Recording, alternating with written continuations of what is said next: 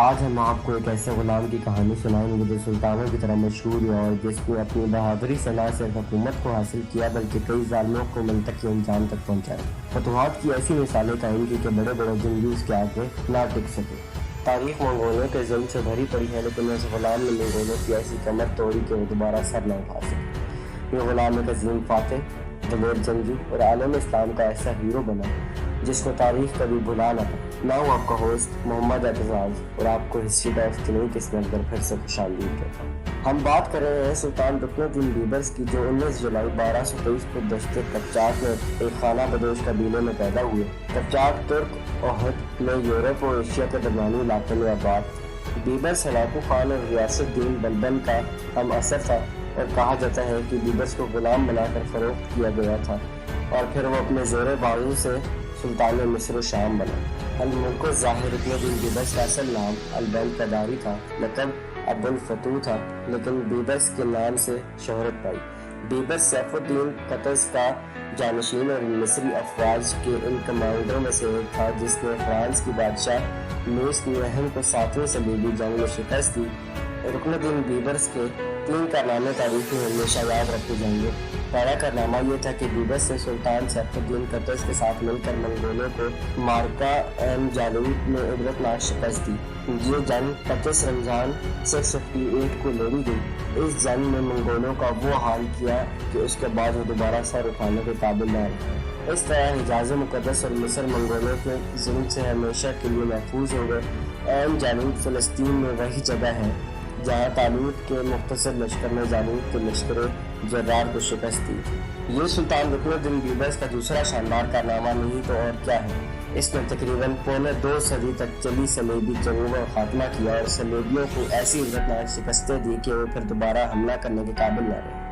بیبرس کا تیسرا کارنامہ یہ تھا کہ اس نے 659 میں مصر میں رسمی صحیح مگر خلافت عباسی دوبارہ قائم کی، جبکہ منگولوں نے بغداد کو تہس نہس کر کے خلافت عباسی کا بالکل خاتمہ کر دیا تھا۔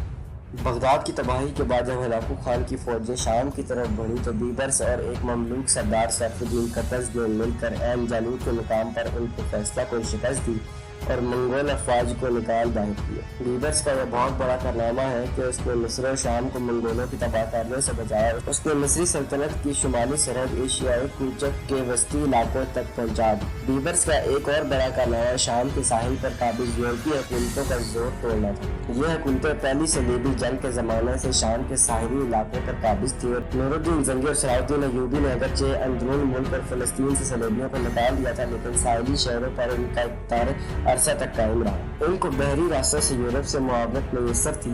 بیبرس نے عین جالوت میں منگولوں کے ساتھ اتحاد کرنے کی کوشش کرنے پر 1268 میں مسیحی سلطنت انطاکیہ کا خاتمہ کیا۔ انطاکیہ کی سلطنت کا خاتمہ 1271 میں نویں صلیبی جنگ کا باعث بنا، جس کی قیادت انگلستان کے شاہ ایڈورڈ نے کی، مگر وہ بیبرس سے کوئی بھی علاقہ چھیننے میں ناکام رہے۔ بیبرس نے اپنی سلطنت کے جنوب میں سوڈان کی طرف وسعت دی۔ اپنی ان فتوحات اور کارناموں کی وجہ سے بیبرس کا نام مصر و شام میں صلاح الدین ایوبی کی طرح مشہور ہوا۔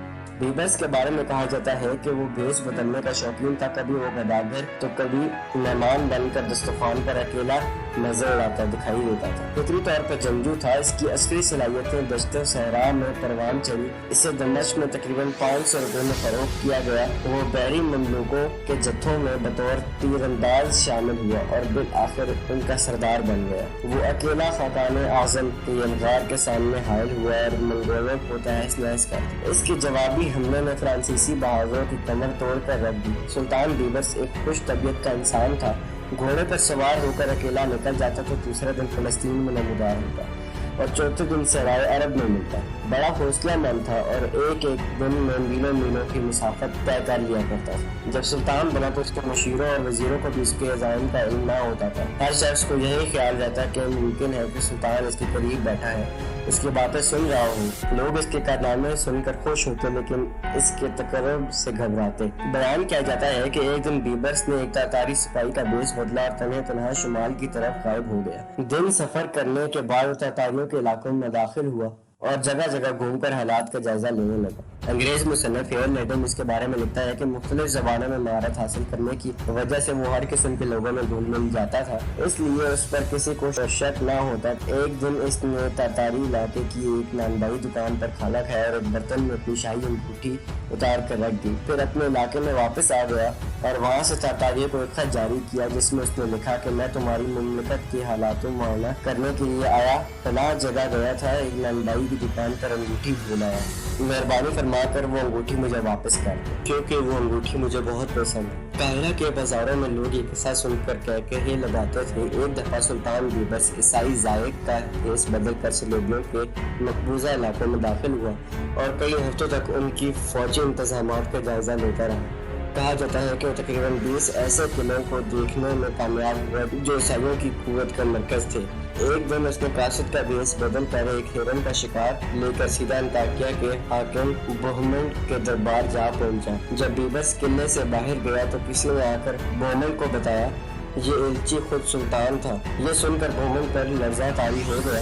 بیبرس کی بیدار مغزی میں جہاں اسے اپنی عوام کی آنکھوں کا تارا بنائے رکھا تھا، وہاں دشمنوں کے دل پر ایسی ہیبت طاری کر دی تھی کہ سب اس کا نام سن کر تھراتے تھے۔ تاتاریوں کو ان کی عروج میں روکنے والا یہی جنگجو تھا۔ مارکا عین جالوت کا ہیرو بھی بیبرس کو ہی کہا جاتا ہے۔ اس کے سامنے جب کوئی ہلاکو خان کے ظلم و جبر کی باتیں کرتا تو بیبرس کہے لگا کر کہتا وقت آنے دو تاتاریوں کو ہم دیکھ لیں گے کہ لڑنا صرف ان کو نہیں آتا بلکہ ہم بھی جانتے ہیں۔ تاتاریوں کے عروج کے دور سلطان بیبرس کے دربار میں جب ہلاکو خان کا ایلچی آیا تو اس نے بدتمیزی کی اور اس بات پر بیبرس نے اس کا سر قلم کر کے قاہرہ کے بازاروں میں لٹکا دینے کا حکم دیا تاکہ لوگوں کو پتہ چل جائے کہ اب لڑنا ہوگا یا مرنا ہوگا۔